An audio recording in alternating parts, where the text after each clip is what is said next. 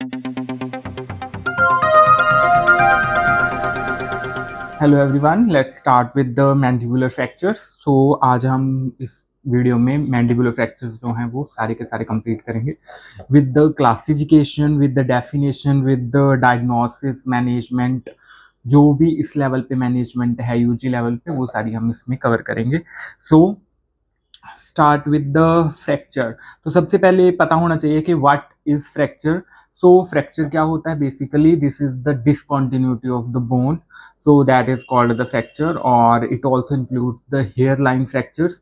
सो hair line fracture में basically क्या है कि उसमें जो, मान लीजिए ये एक हड्डी है और इस बोन के जस्ट एक हेयर लाइन फ्रैक्चर आया है, तो बेसिकली वो एक जगह से दूसरी जगह टूटी नहीं है। अगर मैं उसकी कॉन्टिन्यूटी देखूं, there will be a continue, there will be a no discontinue और the break in the continuity of the bone, but there will be a fracture.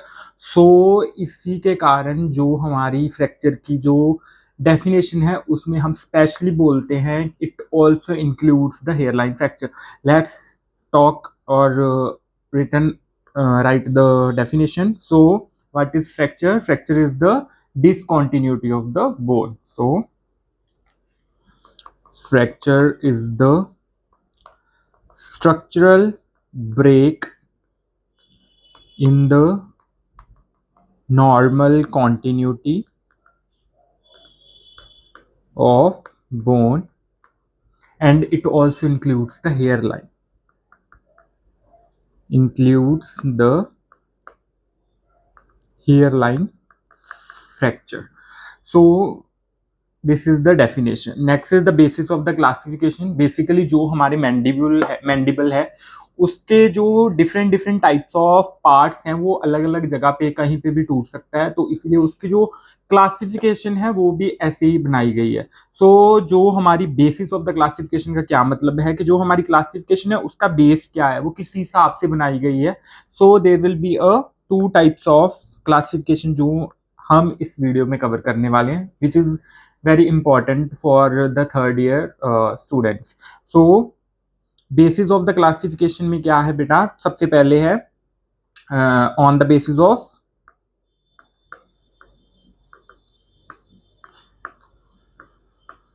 Type of fracture. किस टाइप का फ्रैक्चर है? There will be a different types of fracture जो हम देखेंगे। तो और on the basis of site, किस side पे, ऑन द बेसिस ऑफ जो साइट है, किस जगह से टूटा है। कॉन्डाइल टूटा है तो कॉन्डाइलर फ्रैक्चर, सिम्फाइसिस टूटा है सिम्फाइसिस फ्रैक्चर, तो उस हिसाब से उसकी क्लासिफिकेशन करी हुई है।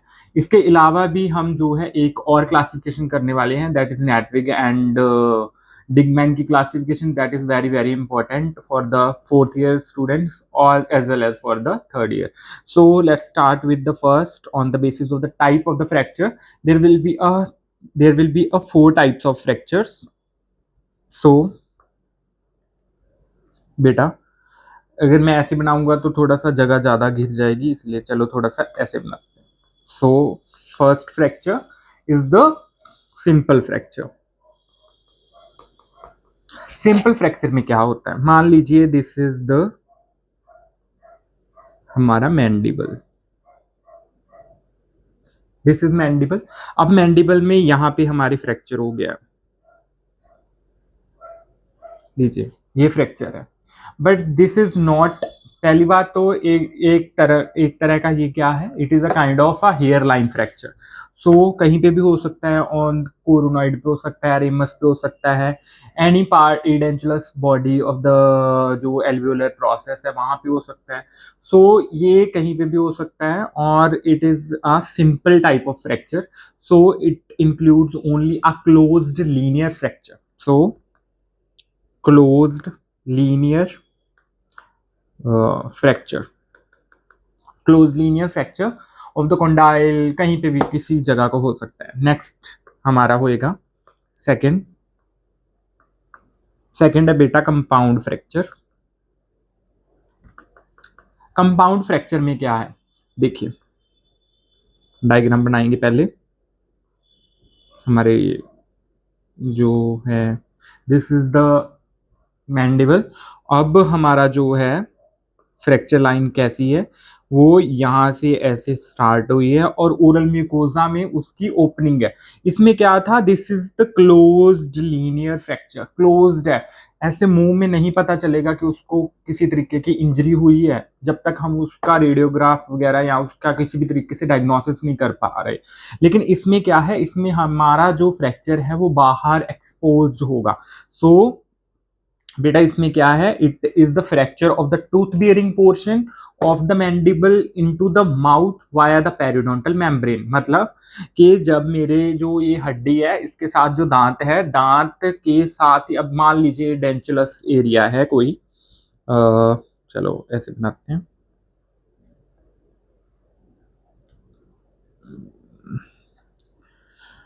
सो ये है और ये मेरा मैंडिबल है। चलो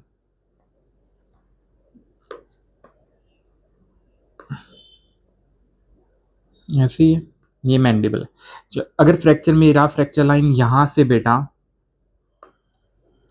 यहाँ से ऐसे जाएगी तो ये पेरिडोन्शियम के थ्रू ऐसे एक्सपोज होगी ना, तो ये ऐसे बोला गया है कि जो हमारी फ्रैक्चर है वो क्या है, that is the into the mouth via the periodontal membrane. ठीक है, नेक्स्ट हमारा है third fracture. So third fracture है बेटा हमारा क्यूम्यूनेट फ्रैक्चर। क्यूम्यूनेटेड फ्रैक्चर जो होता है उसमें क्या होता है, there will be a little छोटे छोटे छोटे छोटे बहुत सारे क्या बन गए, सेगमेंट्स बन गए। तो वही डायग्राम,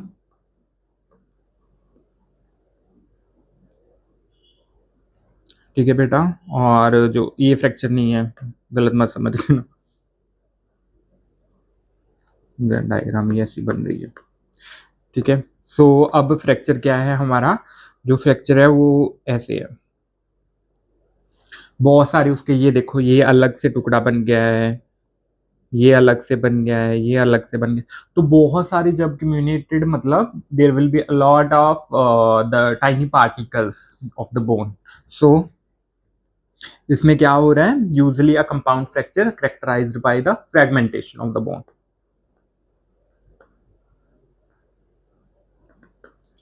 सो इसमें क्या हो रहा है, फ्रेगमेंटेशन ऑफ बोन हो रही है। नेक्स्ट बेटा हमारा है on the basis of the site, किस साइट पे है। पहली बात तो हम देख लेते हैं फ्रीक्वेंसी बाय लोकेशन। साइट मतलब लोकेशन, सो फ्रीक्वेंसी देखो बेटा, कोरोनॉइड प्रोसेस 2% जो इसके फ्रैक्चर होने के चांसेस हैं, और सबसे ज्यादा चांसेस है कॉन्डाइल के 30%। Next is the angle fracture 25%, body fracture 25%, parasymphysis and the mental that is 15%, और रेमस इज द 3%, और कोरोनॉइड प्रोसेस का 2% जो है वो फ्रैक्चर हो सकता है। कोरोनॉइड ज्यादातर क्यों नहीं फ्रैक्चर होती, क्योंकि वो जाइगोमेटिक प्रोसेस के नीचे होती है, तो इसीलिए वो थोड़ा सा उसको बचा के रखता है। नेक्स्ट बेटा ये क्या है, that is the based on the site, ये मैंने फ्रीक्वेंसी करवाई है।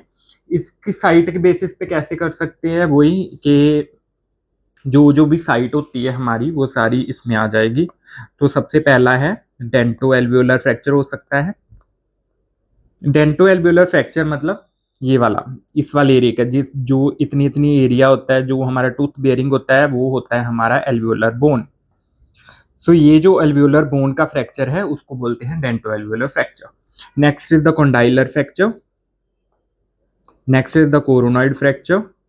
जितनी भी आपको इसके पार्ट्स पता है वो सारे के सारे इसमें आ जाएंगे, क्योंकि on the basis of the location है, on the basis of the site. So anatomical classification भी बोलते हैं इसको।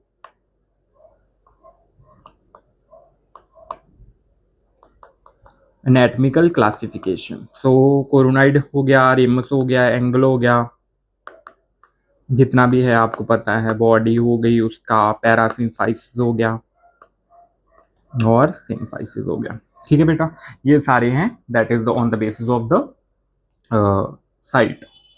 नेक्स्ट है Dingman and Natvig's classification, that is very important, very very important. But ये भी सेम सी है जैसे कि हमने साइट वाली करी है, बट इसमें कुछ भी डिफरेंस नहीं है, बस आपने नाम देना है, दैट इज डिगमैन और द नेटविक्स क्लासिफिकेशन। तो उसने क्या करा है, उसने सिम्फाइसिस फ्रैक्चर करा है। नेक्स्ट द पैरासिम्फाइसिस,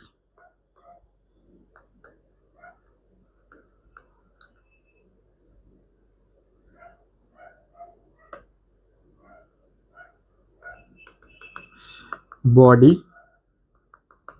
एंगल का fracture, ramus, coronoid, condylar, dentoalveolar. कोई भी डिफरेंस नहीं है, same to same as the site. So आप दोनों लिखने की बजाय आप एक लिखो, but under the heading of the Natvig and the Dingman's classification. Next बेटा, Kansanzian and the converse classification is very important for the third year as well as for the BDS final. So इसमें उन्होंने क्या बोला है, इन्होंने बेटा हमारे जो फ्रैक्चर हैं उनको 3 क्लासेस में डिवाइड करा, क्लास 1, क्लास 2 एंड क्लास 3। जो क्लास 1 है उसमें क्या है, tooth present on both side of fracture line. मतलब कि जो मान लीजिए ये हमारा क्या है, मैंडिबल, ये मैंडिबल है। अब मैंडिबल में क्या हो रहा है बेटा, वो कह रहे हैं कि यहाँ पे टूथ है, मान लीजिए मैं पूरे ये टूथ है, तो वो कह रहे हैं कि जो हमारी फ्रैक्चर लाइन आएगी उस फ्रैक्चर लाइन के जो है क्या बोलते हैं, ये मान लीजिए हमारी यहाँ पे फ्रैक्चर लाइन है, तो इसके इधर भी टूथ है, इसके इधर भी टूथ है, तो दोनों तरफ टूथ है। मान लीजिए मेरे यहाँ पे फ्रैक्चर आएगा तो मेरे क्या होगा, क्लास 1 फ्रैक्चर। क्यों? क्योंकि मेरे इधर भी दांत है, मेरे फ्रैक्चर लाइन के इधर भी दांत है, तो this is the class 1। Next जो है हमारी क्लास 2, उसमें हम वो क्या बोल रहे हैं, उसमें है कि teeth present only on one side, only on one side of the fracture line. मतलब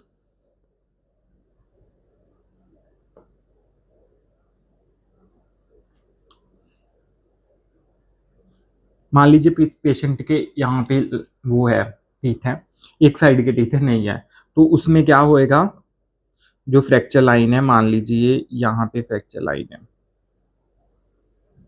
ठीक है, तो उसमें क्या होएगा, एक साइड पे हमारे जो है टूथ है, दूसरी साइड पे टूथ नहीं है। एंड द थर्ड क्लासिफिकेशन क्या है, द मतलब थर्ड क्लास क्या है, पेशेंट इज ईडेंचुलस, पेशेंट के दांत ही नहीं है।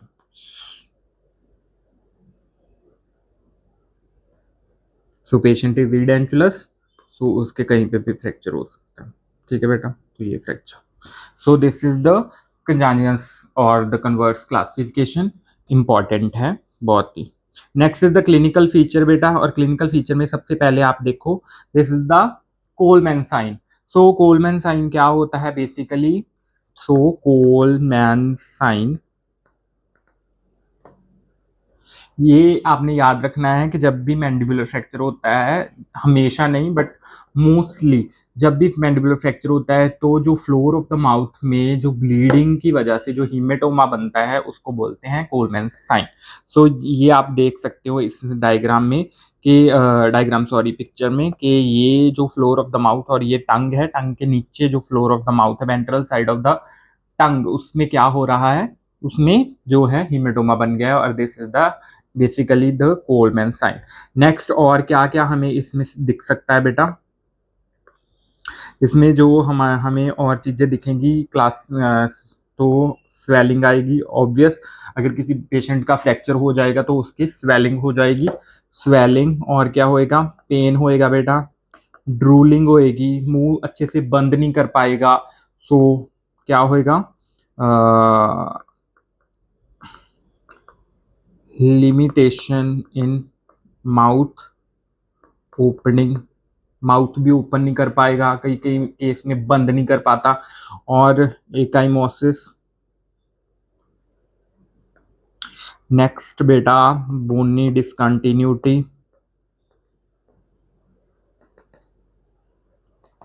नेक्स्ट टेंडरनेस,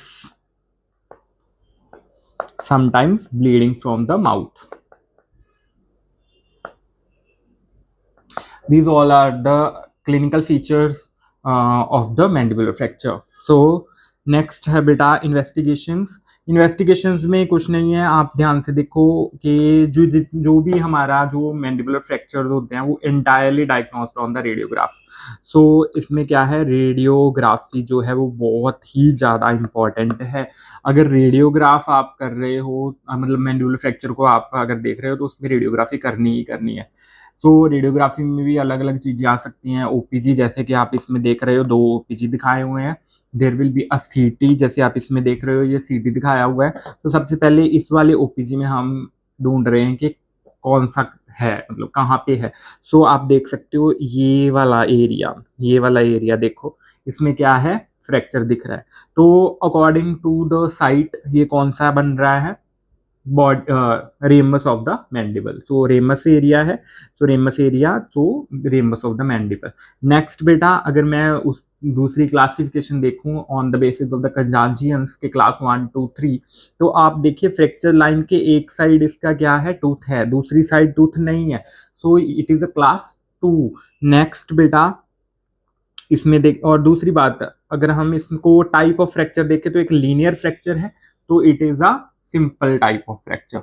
नेक्स्ट बेटा ये देखिए, इसमें भी it is a simple type of fracture, but it is a compound. All it is also not a simple. इसमें भी मतलब वो क्या है, ये जो टूथ की पेरिडोन्शियम है उसके थ्रू बाहर आ रहा है, तो ये भी कंपाउंड फ्रैक्चर है, बट कम्युनिकेटेड नहीं है. सो मेरा पहले सिंपल कहने का मतलब ये था कि it is a linear fracture, और देर विल बी अनो फ्रेगमेंटेशन. सो इसमें भी फ्रेगमेंटेशन नहीं है, but it is also compound fracture, क्योंकि टूथ इन्वॉल्व है, टूथ का पेरिडोन्शियम इन्वॉल्व है, इसका मतलब ओरल म्यूकोजा के साथ इसका कॉन्टैक्ट है. नेक्स्ट बेटा ये सीटी है. सीटी के में देखिए कॉन्डाइलर फ्रैक्चर, सॉरी, बॉडी का फ्रैक्चर आया हुआ है, देख सकते हो आप. सो दिस इज द इन्वेस्टिगेशन जो हमें इसमें करवानी है, वही सीटी. और एक्स्ट्रा ओरल रेडियोग्राफ हो सकते हैं, इंट्रा ओरल रेडियोग्राफ हो सकते हैं, तो सारे रेडियोग्राफ. नेक्स्ट इज द बेटा मैनेजमेंट. सो जब भी हमारे पास कोई इमरजेंसी वाला पेशेंट आता है, हम सबसे पहले वही देखते हैं, ABC प्रोटोकॉल, और that is the airway. Next is the bleeding और the consciousness of the patient on the basis of the Glasgow coma scale. So वो आप सर्जरी और मेडिसिन में देखोगे. नेक्स्ट बेटा हम क्या करने वाले हैं, जो हमारा मैनेजमेंट पार्ट है उसके हमने देखने हैं प्रिंसिपल. तो इसके याद रखने आपने RIP. R for reduction, I for immobilization, and P for physiotherapy. So बेटा सबसे पहले जो पहले के प्रोटोकॉल्स थे, जो पहले के प्रिंसिपल्स थे, उसमें जो फिजियोथेरेपी है वो नहीं था. उसमें क्या होता था कि आप पेशेंट का मुंह बंद कर देते हो, आप IMF कर देते हो, जिसकी वजह से जो है हमारी जो टाइम देते हैं, हम मान लो 2 हड्डियों को जोड़ा है, उसको टाइम देते हैं, उसको इमोबाइल करते हैं, कि उसको हिलने से बचाते हैं. तो जब हम उसको हिलने से बचाते हैं तो हम रखते हैं उसको काफ़ी टाइम तक, 2 महीने तक, किसी and on the basis of the severity of the fracture line और द फ्रेगमेंटेशन टाइप. सो उसका जब हम उसको एक दूसरे के साथ बांध के रख देते हैं तो क्या होता है, जो हमारा जॉइंट है वो स्टिफ हो जाता है. फिर उसके बाद क्या है, जॉइंट में वो मोबिलिटी नहीं रहती. तो इसीलिए जो अब नए प्रोटोकॉल्स आए हैं उसमें क्या है, ये जो फिजियोथेरेपी है वो डाला गया है कि आपने जो पेशेंट का मुंह है, जो इमोबिलाइजेशन है, वो आपने स्प्लिंटिंग करके, जो भी आपने IMF करनी है वो करके आपने रोक तो देना है, लेकिन आपने बाद में बहुत ही जल्द, मतलब इवन विद इन 2 वीक्स आपने फिजियोथेरेपी स्टार्ट करवा देनी है, ताकि पेशेंट का जो जॉइंट है वो चलता रहे. सो रिडक्शन क्या होती है, पहला रिडक्शन होती है बेटा, मान लीजिए मेरा ये फ्रैक्चर टूट के इधर ऐसे हो गया, अब मैंने इसको प्रॉपर अलाइनमेंट में लेके आना है. सो इसमें क्या कर रहे हैं, हम अलाइन कर रहे हैं. सो अलाइनमेंट जो है, इसमें अलाइनमेंट कर रहे हैं, तो इसमें रिडक्शन, तो आपको रिडक्शन का पता चल गया. ऐसे करके हम रिड्यूस करते हैं पेशेंट का, मतलब जब एक प्रॉपर जगह पे, जब वो एक जगह पे फिट हो जाते हैं, जो उसकी पुरानी लोकेशन है। Next is the immobilization. बेटा इमोबिलाइजेशन में कुछ नहीं है कि पेशेंट को जब आपने रिड्यूस कर दिया, अब आपने उसको हिलने नहीं देना, तो इमोबिलाइज करेंगे। तो सिंपल फ्रैक्चर तो नॉर्मल होता है, उसमें तो कुछ करने की जरूरत नहीं है, क्योंकि that is kind of a very very linear type of fracture, but it is also no contact with the oral mucosa, so उसको ऐसे ही रख सकते हैं हम reduce करके। there will be a no requirement of plating or something, but immobilization करने के लिए हम इसकी plating कर सकते हैं कि दोनों फ्रैक्चरों को रिड्यूस तो कर दिया। अब रिड्यूस करने के बाद उसको एक जगह पे रखना भी तो है, अगर तो वो सेल्फ रिड्यूसिंग है कि वो खुद ब खुद वहीं पे रुके रहेंगे तो इट्स ओके, बट अगर वो नहीं है तो हमें उसकी जगह पे प्लेटिंग करनी पड़ेगी। तो हम क्या करते हैं, जहाँ पे भी मान लो हमारा फ्रैक्चर हुआ था यहाँ पे, तो हम यहाँ पे ऐसे प्लेटिंग कर देंगे, तो वो एक दूसरे को होल्ड करके रखेगा। और दूसरी बात, हम IMF कर देते हैं, जिसमें हम पेशेंट की अक्लूजन में ला के बंद कर देते हैं मुंह काफी दिनों तक। तो ये था। उसके बाद फिजियोथेरेपी आपको पता ही है, जिसमें हम पेशेंट का मुंह खोल के ऐसे चलाना, फंक्शन बेसिकली इसमें हम फंक्शन इंप्रूव करते हैं। तो ठीक है बेटा। और इसके बाद हम इसके करेंगे थोड़ी बहुत कॉम्प्लिकेशंस जो हमें आ सकती हैं ड्यूरिंग द। सो कॉम्प्लिकेशन क्या क्या आ सकती है बेटा, वही हेमरेज, मतलब बहुत सारा जो है वो ब्लीडिंग हो गई है फ्रैक्चर के दौरान। ठीक है बेटा। सॉफ्ट टिश्यू लेसरेशन, मतलब सॉफ्ट टिश्यू लेसरेशन थी, उसके बाद क्या हुआ, उस पे इंफेक्शन हो गई। ठीक है बेटा। तो ये जो है इंफेक्शन हो गई। Next is the immobilization, proper नहीं हुई। सो इम्प्रॉपर इमोबिलाइजेशन, अगर इमोबिलाइजेशन सही तरीके से नहीं हुई तो क्या होएगा, जो हमारा फ्रैक्चर है वो रिड्यूस ही नहीं हुआ, वो अपनी जगह से हिलता रहेगा, तो there will be a healing नहीं हो पाएगी, there will be no healing. So बेटा ये सब हमने देख लिया है, इन्वेस्टिगेशंस, क्लिनिकल फीचर्स, और सबसे ज्यादा इंपॉर्टेंट द पोलमैन साइन, जो आपने जरूर याद रखना। Audio Jungle.